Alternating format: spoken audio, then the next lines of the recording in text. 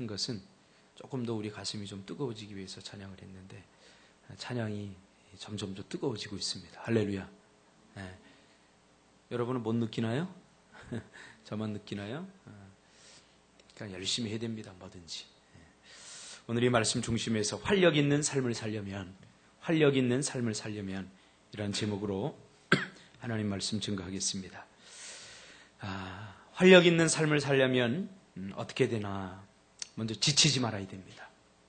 활력 있는 삶을 살려면 지치지 말아야 됩니다. 우리 안에 있는 활력을 빼앗는 것이 바로 지침입니다. 우리 너무 쉽게 지쳐버리죠. 지치면 아무것도 하고 싶지 않습니다. 혹 피곤하더라도 지쳐 있더라도 회복할 수 있어야 됩니다.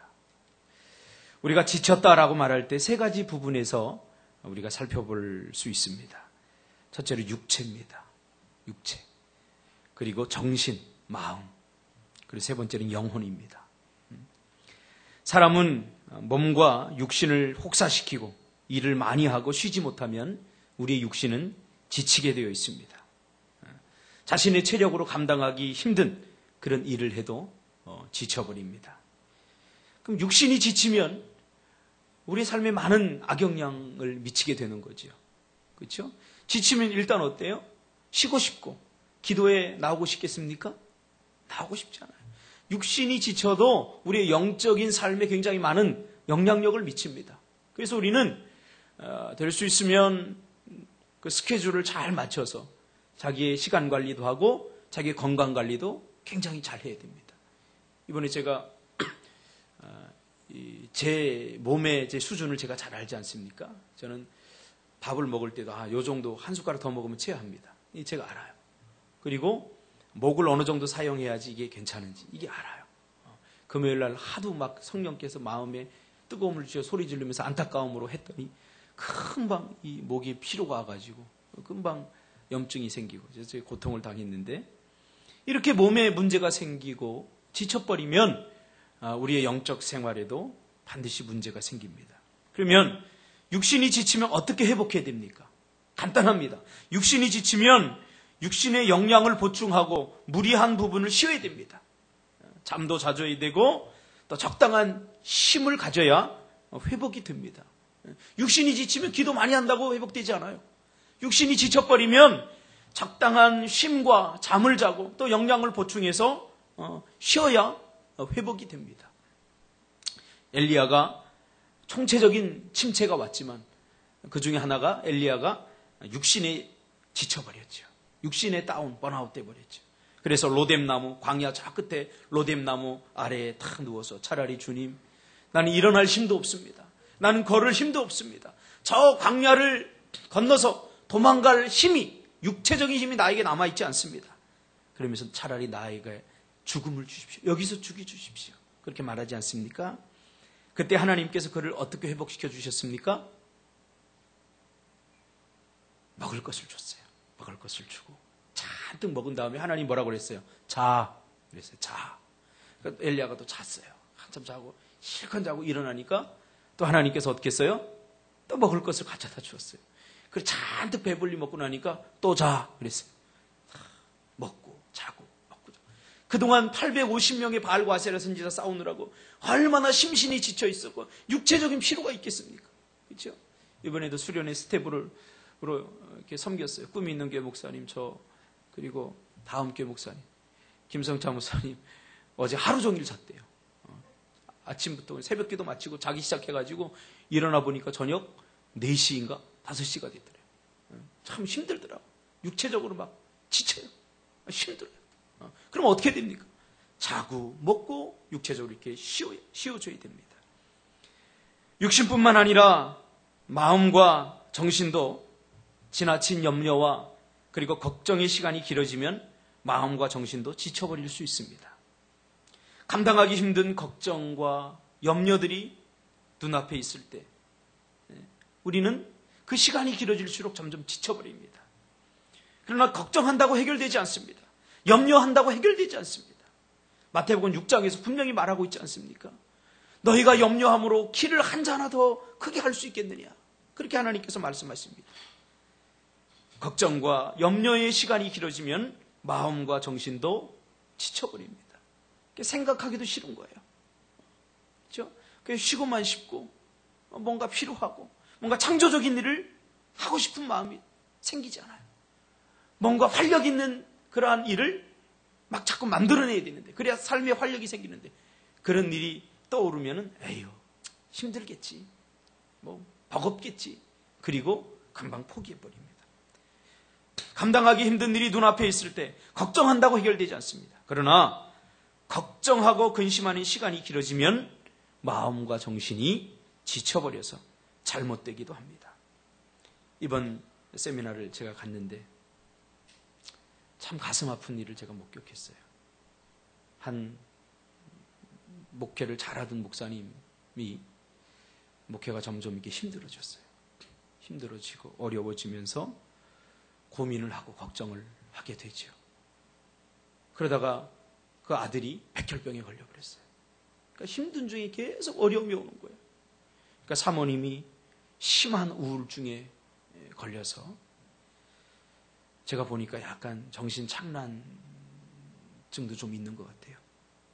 우리가 어디로 점심 먹으러 옮기려고 버스를 다 타려고 하는데 사라져버렸어요, 이 사모님. 그래서 마냥 기다릴 수 없어서 버스를 이렇게 타고 이렇게 내려오는데, 비 오는데 맨발을 벗고 맨발로 신발을 들고 터벅터벅 걸어가고 있어요. 그걸 보니까 막 가슴이 막 찢어지고 메어지더라고요. 목회도 안 되지. 그 중에 또 그 사랑하는 아들이 백혈병에 걸려서 앞이 캄캄하지. 그러니까 얼마나 염려하고 얼마나 걱정하고 얼마나 근심했으면 그 마음과 정신이 지쳐버려서, 사람은 마음과 정신이 지쳐버리면 이 감당할 수 없어요. 그래서 자기만의 세계에 빠지게 돼버린 거예요. 자기가 살아야 되니까. 그래서 정신줄을 놓아버리는 겁니다. 우리도 마찬가지지 않습니까? 마음과 정신이 지칠 때가 있어요. 계속되어지는 염려로, 계속되어지는 근심과 걱정으로 마음과 그리고 정신이 지쳐버릴 때가 있습니다. 그럼 마음과 정신이 지치면 어떻게 해야 됩니까? 마음을 지치게 하는 염려와 근심되는 문제에서 좀 멀어져야 됩니다. 아까도 얘기했듯이 근심한다고 이 문제가 해결되잖아요. 여기에 지혜로 와야 돼요, 우리가. 문제를 우리가 당장 해결하려고 하고 이 근심을 당장 해결하려고 할 때 이게 더 스트레스가 심하게 오는 거예요. 해결되지 않거든요. 다만 문제가 있으면 반드시 해결책도 있다는 것을 우리가 믿어야 돼요. 믿고 어떻게 됩니까? 하나님께 맡겨야 돼요. 맡겨야 돼요, 하나님께. 내가 그것을 해결하려고 하고 이거 빠른 시간에 내가 정해놓은 스케줄대로 내가 정해놓은 시간에 이게 꼭 해결돼야 됩니다. 그러면서 매달리고 막 죽기 살기로 달려들 때 정말 죽는 일이 생기는 거죠. 그러니까 근심되고 염려되는 일이 우리 앞에 놓여져 있을 때 어떻게 됩니까? 그 문제에서 조금 멀어져야 돼요. 그리고 하나님께 더 가까이 가면서 하나님께 맡겨야 돼요. 제일 중요한 게 바로 하나님께 맡기는 겁니다. 이게 중요해요. 베드로전서 5장 7절에 보니까 너희 염려를 주께 맡기라. 이는 그가 너희를 돌보심이라. 누구를 하나님께서 돌보시냐? 맡기는 자에게 돌보시는 거예요. 효한이는 맡겼다가 잃어버렸지만, 그렇죠? 효한이는 운동한다고 핸드폰 그 산지 며칠 안 된 거를 선생님한테 맡겼더니 선생님 모르겠는데 누가 가져갔는데 그걸 책임 안 져요. 그러니까 사람한테 맡기면 안 돼요. 그러나 하나님께 맡기면 하나님께서 돌보시고, 뭐를요? 여러분이 저에게 뭐를 중요한 걸 맡기면 제가 이거 돌보지 않겠습니까? 그게 내 핸드폰이에요. 그러면 너 핸드폰 맞아? 이름 뭐야? 예, 누구누구입니다. 너 핸드폰 어떻게 생겼어? 예, 그래? 하면서 다른 사람들이 가져가지 못하게 내가 지켜주잖아요. 하나님도 마찬가지예요. 여러분의 문제, 여러분의 근심, 여러분의 염려 하나님 앞에 맡길 때 하나님께서 그 문제를 지켜주시고 그 문제를 해결해 주신다는 거예요. 여러분 오늘 이 저녁에 맡기시기를 바랍니다. 여러분이 아무리 근심해도, 여러분이 아무리 고민해도 이 문제 여러분이 근심하고 수백 시간, 수천 시간 근심하고 염려해도 이 문제 해결되지 않아요. 우리가 좀 지혜로워야 돼, 이런 부분에 있어서.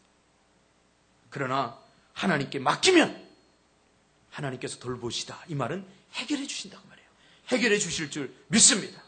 유진 피터슨의 메시지에는 하나님께서 여러분을 세심하게 돌보시고 계시니 아무것도 근심하지 말고 하나님 앞에서 사십시오 라고 이렇게 번역이 되어 있습니다. 하나님 앞에서, 이 말이 뭐예요? 여러분 이제 하나님 앞에 다 내어놓으라는 거예요. 꼭꼭 숨기지 말고 하나님 앞에 다 내어놓으세요. 이게 맡기는 거예요. 또한 염려와 근심, 순간적으로 우리가 근심되잖아요. 염려되잖아요. 생각나는 대로 생각해서 안 됩니다. 다 같이 함께 해봅시다. 더 좋은 마음, 더 나은 마음을 가지십시오. 더 좋은 마음, 더 좋은 생각, 더 좋은 마음을 가져야 돼요. 부정적으로 자꾸 근심되는 생각, 이거 안 되면 어떡하지? 이거 어떡하지 하는 그런 생각이 자꾸 나에게 침투적으로 다가올 때마다 하나님이 주신 믿음으로 더 좋은 생각, 더 나은 생각을 해야 됩니다. 이걸 일부러 우리가 노력해야 돼요. 내가 가만히 기도만 하고 있다고 더 좋은 생각이 오지 않아요. 사단은 계속해서 우리에게 염려하는 마음, 부정적인 생각을 줘, 염려하는 마음, 근심하는 마음을 갖게 합니다. 그래서 우리 하나님께 주신 믿음으로, 의지적으로 믿음의 생각, 긍정적 생각, 좋은 생각, 그런 것들을 자꾸 일부러 해야 됩니다. 마태복음 6장에 보니까, 특별히 34절에 보니까 내일을 위하여 염려하지 말라. 공중의 새를 보라. 들의 백합화를 보라. 그러면서 예수님이 이 모든 것이 너희에게 있어야 할 줄 아시느니라. 34절에 보니까 그러므로 내일을 위하여 염려하지 말라. 내일의 일은 내일이 염려할 것이요 한날의 괴로움은 그날로 족하니라. 내일 일은 내일이 염려하게 할 것이요. 이 말은 내일은 내일의 주인 대신 하나님께서 걱정하게 하라, 그 말이에요. 내일. 우리는 내일의 주인이 아닙니다. 오늘의 주인이죠, 우리는. 내일의 주인은 하나님입니다. 내일은 우리의 시간이 아니에요. 근데 우리의 시간이 아닌 것, 우리 것도 아닌 것 갖고 왜 걱정하냐, 그 말이에요. 내일은 우리 게 아니잖아요. 내일 무슨 일이 일어날지 준석이 알아? 그러니까 뭐 이렇게 하고 저렇게 하고 아무리 짜봐도 안 되는 거야. 그래서 믿음이 필요한 거야. 내일은 내일의 주인 대신 하나님께서 그 역사를 이루어가도록 우리가 믿고 맡겨야 돼요. 할렐루야. 믿고 맡겨야 돼요. 근데 내일의 영역을 우리가 침범해서 내일 어떻게 하면 어떡하나 이러니까 문제가 생기는 거예요. 내일은 신의 영역, 하나님의 영역이라고요. 그 맡긴다는 게 뭐냐?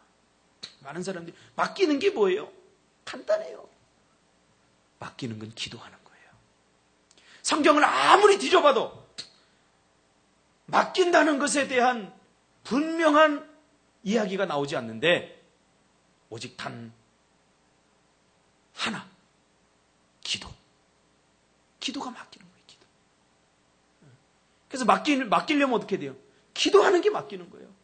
그러니까 기도하지 않는 사람은 맡기지 않는 거예요. 그렇지 않겠어요? 맡기는 거예요. 우리 애들도 보면 맡기잖아요, 부모한테. 엄마, 내일 유치원에서 5주의 마법사 보러 간대. 과자 싸오래.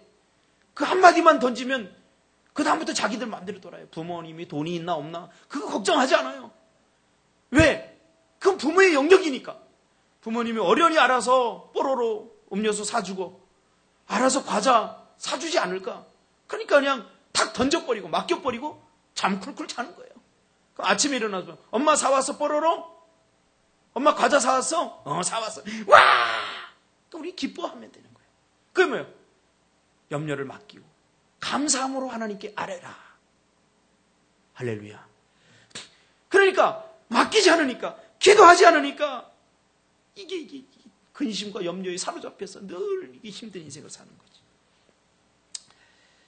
자, 육신이 지치면 어떻게 된다고 그랬어요? 그냥 쉬어요? 많이 잡수시고, 많이 잡수시고, 좋은 거 많이 잡수시면서, 위도 좀, 호강을 좀 시키고, 그리고 잠도 자고 좀, 영화도 보고 정서적인 그 쉼이라고 그럴 때 우리가 그냥 잠만 자라는 게 아니에요. 정서적 쉼도 줘야 돼요. 강변도 이렇게 걷고, 수연이하고 이렇게 탁 팔짱 끼고, 가다가 뽀뽀도 한번 하고, 그럼 얼마나 정신적인 충격이 아니라, 이 쉼이 되겠어요. 쉼이 돼요. 자연도 좀 보고. 그리고 정신적인, 마음적인 피로는 어떻게 풀어야 돼요? 설교를 그냥 잘 듣는 것 같은데 별로 안 듣는 것 같으네. 그렇죠. 우리 박양숙 씨가 제일 잘 들어요. 양숙 씨 아주 좋아 죽겠어요. 정신과 마음의 피로는 어떻게 온다고 그랬어요? 근심하고 염려하고 걱정하니까 오는 거예요. 그것이 지속되면 오는 거예요. 그러니까 어떻게 해요? 그것을 하나님께 맡겨야 되죠. 하나님께 맡기라고요. 맡기는 건 뭐라고 그랬어요? 태안이 뭐 다 아는 것처럼 대답하네. 맡기는 건 뭐야?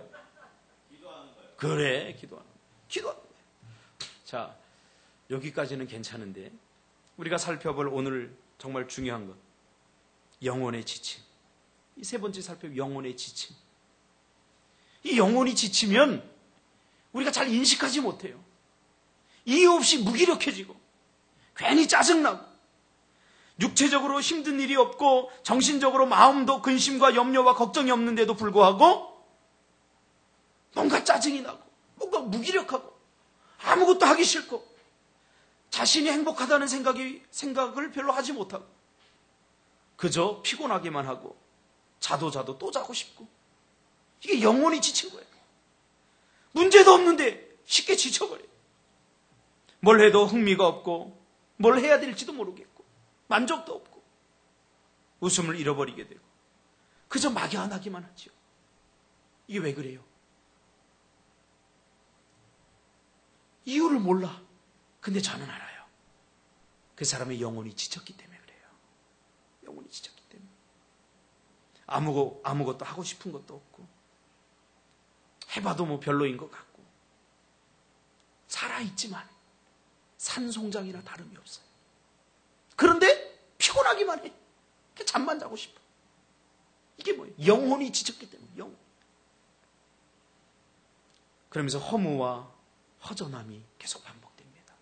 마음이 허전하고 허무합니다. 그럼 영혼이 언제 지칩니까? 영혼이 왜 지칩니까 도대체? 뭐 때문에 지칩니까? 몇 가지 이유가 있는데 오늘 그 몇 가지만 살펴볼게요. 첫째로 죄를 반복적으로 지을 때, 죄를 짓고 나서 하나님 앞에 그 지은 죄가 온전히 해결되지 않을 때, 그때 영혼이 지칩니다. 다윗이 영혼이 지치지 않았습니까? 우리아의 아내 밧세바를 범하고 나서 그 영혼이 지쳐버렸어요. 그게 피곤한 거예요. 잠만 자고 싶은 거예요. 그러니까 뭐라고 기도해요? 하나님, 나에게 구원의 기쁨과 감격을 다시 회복시켜 주십시오. 내가 잘못했습니다. 내가 죄를 지었습니다. 그러면서 눈물을 뿌리면서 하나님 앞에 기도하지 않습니까? 죄를 반복적으로 지을 때, 회개가 없을 때 우리의 영혼은 시간이 흐를수록 지쳐버리게 됐어요. 이유 없이. 아무것도 하기 싫어지는 거예요. 또 하나는 하나님과의 만남인 예배의 감동이 식어질 때입니다. 예배의 감동. 예배는 하나님을 만나는 시간입니다. 죄를 지은 이후에 우리 인간은 하나님을 만날 수가 없는 거죠. 그래서 하나님께서는 공식적으로 하나님과 죄인인 우리가 만날 수 있는 장소를 마련해 주셨는데 그게 바로 예배의 현장입니다. 그러니까 하나님을 만난다는 것은 이거 우리에게 큰 힘입니다. 그러나 하나님을 만나지 못하니까 힘이 생기지 않는 거예요. 무기력해지는 거예요. 그래서 여러분, 예배를 대충 드리면 안 돼요. 예배를 대충 드리면 더 힘들어요. 우리는 어떻게든지 예배를 통하여, 말씀을 통하여, 찬양을 통하여 다가오시는 그 하나님을 예배 가운데 만나려고 해야 돼요. 이런 갈망과 간절함이 있어야 돼요. 예배가 형식이 되면 안 됩니다. 예배가 형식이 되면 안 돼요.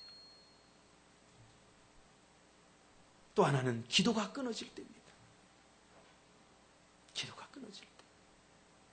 기도가 끊어지면 영적으로 지치게 돼 있어요. 기도는 하나님의 능력을 공급받는 시간입니다. 왜 하나님께서 우리에게 기도를 주셨어요? 우리 인간은 무한합니다. 유한합니다. 제한되어 있습니다. 그래서 하나님께서 주시는 힘이 아니면 우리가 살아갈 수 없어요. 근데 기도는 하나님이 주시는 힘을 공급받는 시간이에요. 부족한 지혜를 공급받고, 부족한 능력을 공급받고, 부족한 생각들을 공급받고, 그렇게 하는 시간이에요. 근데 기도가 형식화 되어버리고 끊어지고 우리 영적으로 지쳐버려요.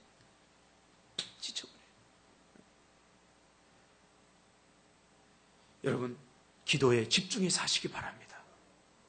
이 기도를 통해서 하나님의 음성을 들으려고 하십시오. 이 거룩한 몸부림이 우리 안에 있어야 돼요. 마지막으로는 하나님의 말씀을 반복적으로 불순종할 때 영혼이 지쳐버립니다. 하나님의 말씀에 반복적인 불순종이 올 때 우리의 영혼은 지치게 되어 있습니다. 그러면 이 영혼의 지침을 어떻게 해결할 수 있을까요? 육신이 지치면 어떻게 해결한다고 그랬어요? 쉼과 먹고 마심, 안식. 마음과 정신이 지치면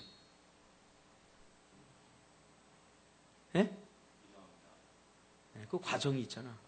맡겨야지, 하나님께. 맡겨야 돼. 뭐를? 염려와 근심을. 맡기는 건 뭐야? 기도하는 거야. 기도하는 거야. 자, 그러면 영혼이 지치면 이 원인도 잘 알 수 없이 그냥 짜증만 나. 뭔가 공허해. 뭔가 뭐 이렇게 하고 싶은 생각도 없고. 그러다 보면 1년이 지나고, 그러다 보면 2년이 지나고, 그러다 보면 3년이 지나고. 영혼의 지침을 해결하려면 오늘 본문을 보니까 새 힘이 필요합니다. 새 힘. 그렇죠? 새 힘이 필요합니다. 오늘 본문에 그렇게 말하고 있지 않아요? 다시 한번 읽어볼까요? 시작. 새 힘이 필요합니다. 새 힘. 이 새 힘이란 하나님이 주신 힘입니다. 지금까지 내가 받아보지 못한 힘입니다. 동일한 힘이 아니에요. 내가 지금까지 누려보지 못한 힘. 이 하라프, 새 힘이라고 하는 말은 하라프라고 하는 말인데 새로 도단한 이란 뜻입니다. 여기 없어졌네요. 여기 보니까 잎사귀가 어제 그 나무가 아니더라고요. 조승우 목사님이 이거 우리 할 때 그 화분을 주지 않았어요? 여기 있던 무슨 나무인지 아시죠? 지금 다 죽어가서 내가 올려놨는데 이미 잎사귀가 다 바뀌었어요. 그때 그 잎사귀들은 다 떨어지고 이제는 새로운 잎사귀들이 돋아났어요. 그러니까 새 힘이라는 것은 새로 도단한 이란 뜻입니다. 내가 받아보지 못한, 내가 지금까지 누려보지 못한 어떤 능력, 그것이 새 힘입니다. 힘이라고 하는 것은 코아트라고 하는 말인데 능력을 말합니다. 권능을 말합니다. 그 새로운 능력과 새로운 힘을 주셔야 우리가 지치지 않고 활력 있는 삶을 살 수 있고 영혼의 침체, 영혼의 지침을 이길 수 있다라고 오늘 본문은 말해주고 있습니다.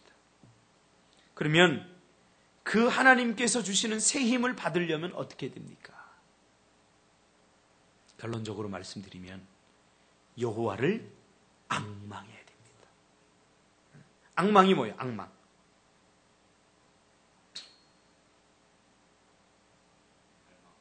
예? 갈망이 뭐예요?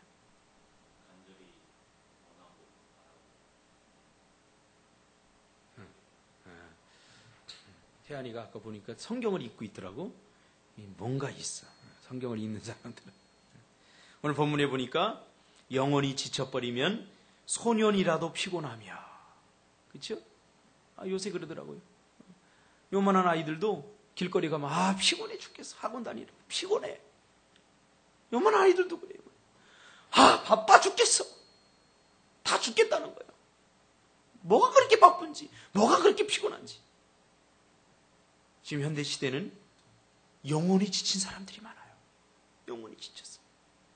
과거보다 더 많이 먹고 더 편안해지고 좋은 침대가 있고 모든 것들을 우리가 돈으로 다 해결할 수 있는 이 시대에 사람들이 더 피곤해졌어요. 더 바빠졌어요. 더 안식을 누리지 못해. 왜 그래요? 영혼이 지쳐있기 때문에. 영혼이 지치면 소년이라도 피곤하며 곤비하며 장정이라도 넘어지고 쓰러지게 되어 있습니다.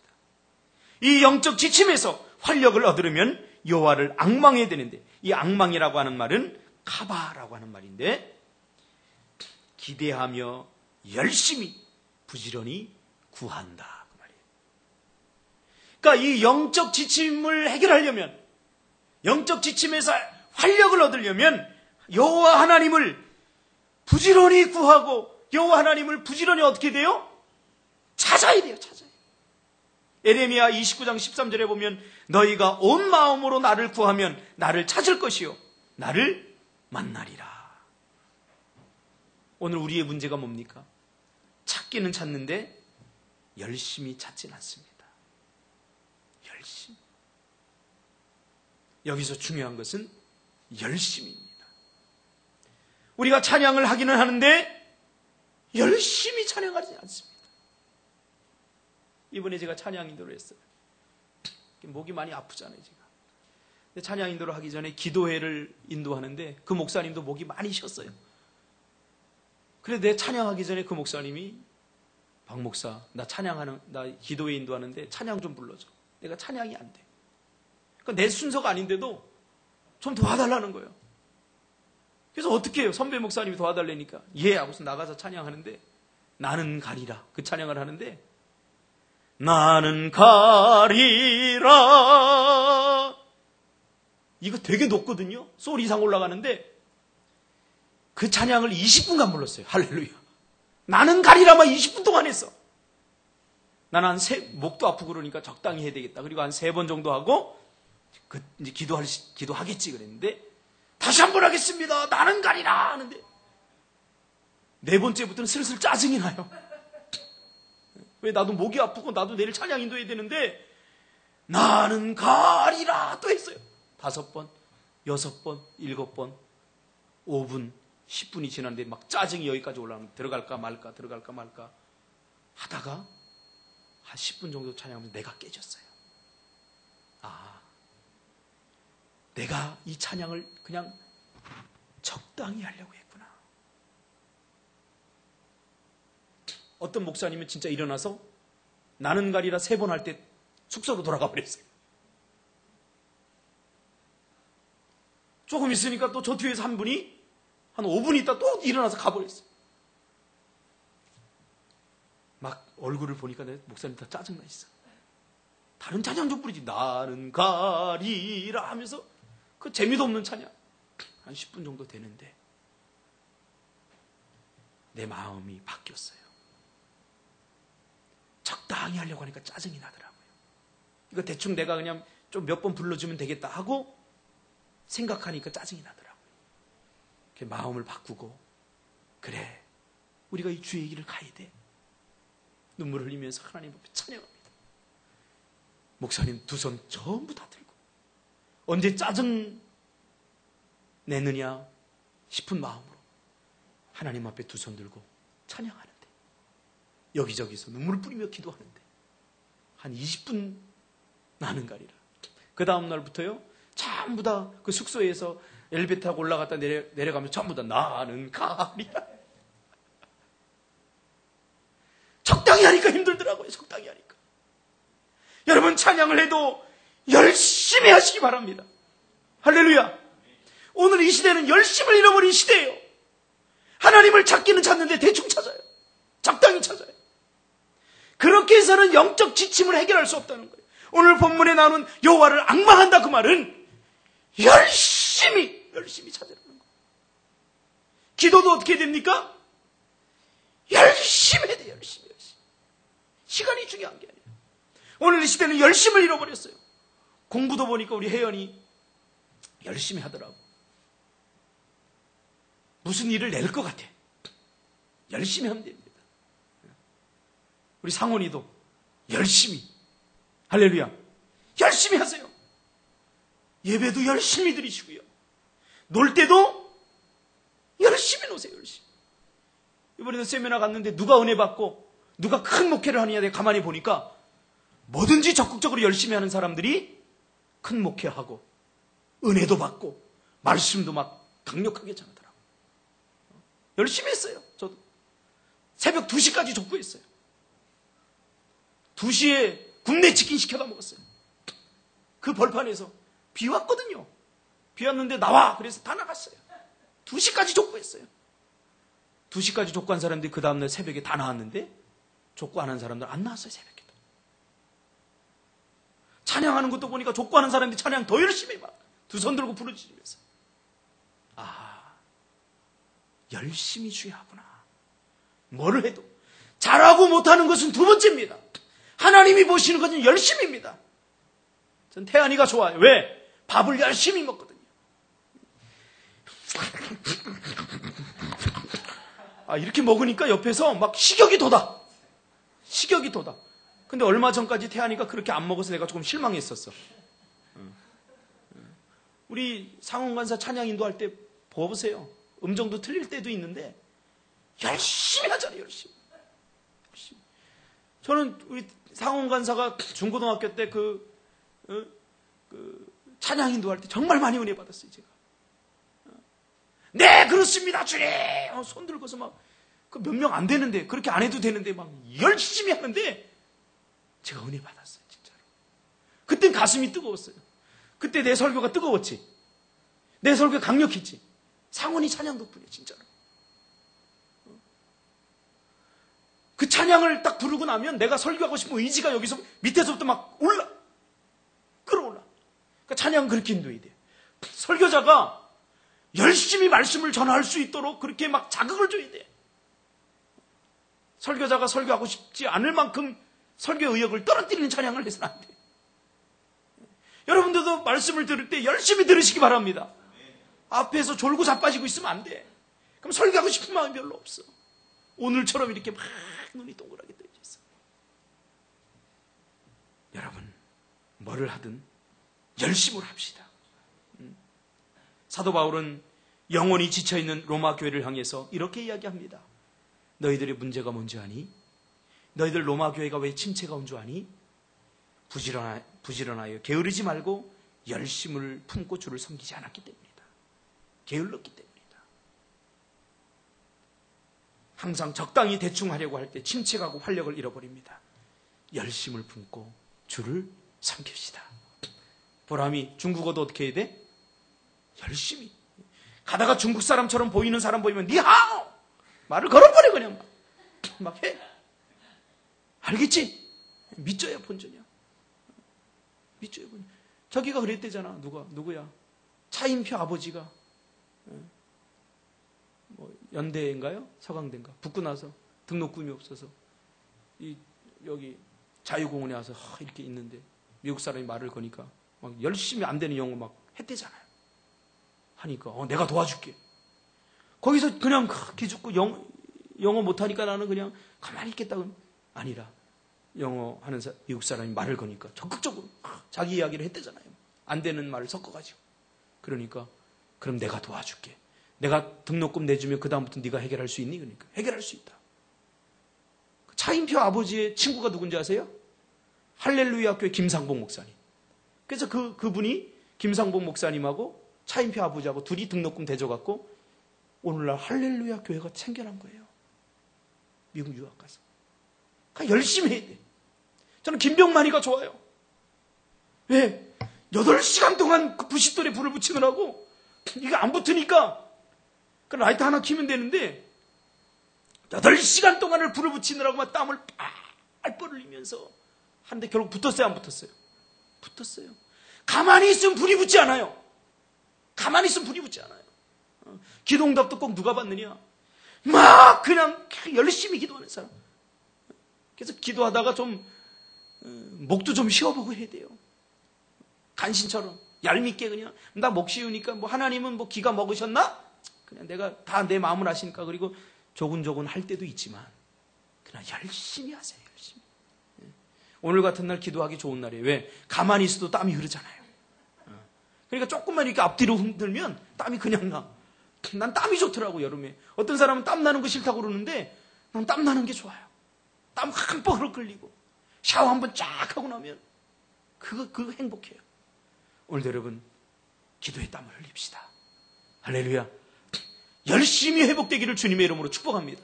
열심히 기도하겠습니다. 하나님 고맙습니다. 우리 꿈틀교회 모든 성도들 열심히 회복되기를 원합니다. 하나님 우리 인생, 우리 신앙 열심히 회복되게 하여 주시옵소서. 오늘도 우리가 기도합니다. 하나님 짧은 시간이지만 열심히 기도하고 큰 은혜 받게 하여 주시옵소서. 기적을 보게 하여 주옵소서. 능력이 회복되게 하여 주옵소서. 물질의 물의 인생의 문제들이 해결되는 역사를 오늘 이 밤에 경험하게 하여 주시옵소서. 감사를 드리며 예수님의 이름으로 기도드립니다. 오늘 몇 가지 기도 제목 드리고 그리고 마지막에는 여러분 자신의 문제를 놓고 기도하겠습니다. 먼저 공동체적 기도 제목 드리겠습니다. 백령도 선교를 위해서 기도해 주시기 바랍니다. 오늘도 보니까 현선이하고 담비하고 찬양률도 이렇게 틀어놓고 막 이렇게 연습하는데 참 저는 걱정이 많이 됩니다. 그러나 걱정하지 않기로 했습니다. 이제 이미 주사위는 던져졌고 우리가 백령도 선교를 해야 되는데 먼저 기도하면 하나님께서 도와주실 것입니다. 백령도 선교를 위해서 여러분 기도해 주시고 물질의 문제들 또 폭풍 오지 않도록 배가 정한 시간에 잘 가서 또 마치고 또 잘 올 수 있도록 여러분 그렇게 기도하시기 바랍니다. 그러니까 선교를 하는 사람들 보니까 그런 얘기를 해요. 기도 안 하면 고생한다. 의미 없는 고생을 한다. 그러나 기도하면 기도가 이루어지는 걸 선교 현장에서 본다는 거죠. 그대로 된대요. 기도 안 대로 된대요. 기도하지 않으면 적당히 하면 고생만 하고 짜증만 납니다. 이 시간 기도할 때 모든 날씨들을 하나님께서 붙잡아 주옵소서. 그리고 우리가 백령도 선교를 하는 핵심적인 가장 중요한 것은 식어진 가슴에 불을 붙이게 오게 해 주십시오. 할렐루야. 우리 교회보다 큰 교회입니다. 그러니까 이건 말이 안 되는 선교예요. 우리같이 작은 개척교회가 그 큰 교회 수백 명 모이는 교회에 가가지고 선교한다는 건 말이 안 돼요. 그러니까 하나님이 주신 교회입니다. 왜요? 그들의 식어진 가슴에 불을 붙이라고. 그러려면 어떻게 됩니까? 우리의 가슴이 불이 붙여야 됩니다. 어제 제가 전화 한 통을 받았는데 미얀마에 선교사로 가 있는 맹각균 목사님이라는 분, 제가 예전에 같이 사역을 했거든요. 그분이 제가 어떻게 사역하나 궁금해서 컴퓨터 검색을 하다가 꿈틀교회를 발견하고 너무나 기뻐서 전화가 왔어요. 내 그럴 줄 알았어요. 그러면서 하는 얘기가 우리의 가슴에 불이 붙어야 됩니다. 내 가슴에 불 붙지 않으면 어떻게 다른 사람의 불을 붙일 수 있겠어요? 활활 타오르는 장작이 또 다른 장작에 불을 붙일 수 있는 것입니다. 오늘 이 시간에 우리 기도할 때 하나님 백령도 선교를 위해서 여러분 여러 가지 성령이 인도하는 대로 기도하시고 먼저 내 가슴이 뜨거워지게 해주십시오. 내가 불붙게 해주십시오. 그렇게 기도하시기 바랍니다.